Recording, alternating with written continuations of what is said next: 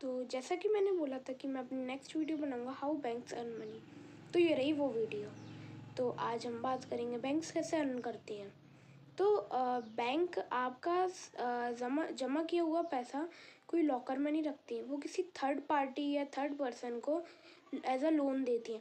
फिर उस पर जो इंटरेस्ट होता है, उस पर जो डिफरेंस होता है, वो बैंक का प्रॉफिट होता है। सपोज़ मैंने 100 रुपीज़ जमा करी, अब मैं 100 तो नहीं करूँगा, लेकिन ये एक एग्जाम्पल है।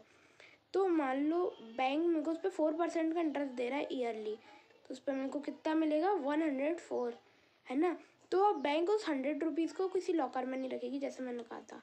वो 100 रुपीज़ किसी थर्ड पार्टी को, मान लो बैंक ने 8% के ईयरली इंटरेस्ट पे लोन दिया, तो अब 4% का इंटरेस्ट तो वो बैंक मेरे को पे कर रही है। 4% का इंटरेस्ट होगा जो कि 4 रुपीज़ होता है, वो बैंक का प्रॉफिट है। अब ये कोई छोटा मोटा अमाउंट नहीं होता, ये बड़े बड़े अमाउंट्स में होता है।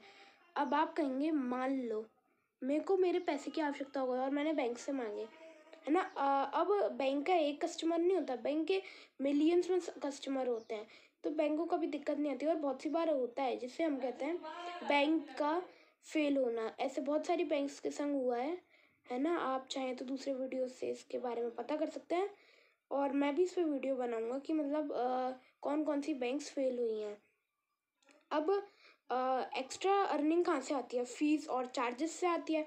बैंक में जो अकाउंट खुलते हैं उसका मेंटेनेंस का चार्ज होता है, मिनिमम बैलेंस न रखने पर पेनल्टी, एटीएम विड्रॉल चार्जेस और लोन प्रोसेसिंग की फ़ीस। इससे भी बैंक एक्स्ट्रा कमाती हैं। और बैंक सिर्फ लोन नहीं देती, बैंक इन्वेस्ट भी करती हैं कंपनीज़ में, शेयर मार्केट में, है ना, इन सब में, और उससे वो एक्स्ट्रा पैसा कमाती हैं। तो बैंक हमारी जो कंट्री होती है उसकी ग्रोथ के लिए भी बहुत इंपॉर्टेंट होती है, इसलिए मैंने इस पर वीडियो बनाया है। तो please like, subscribe and share more. Thank you.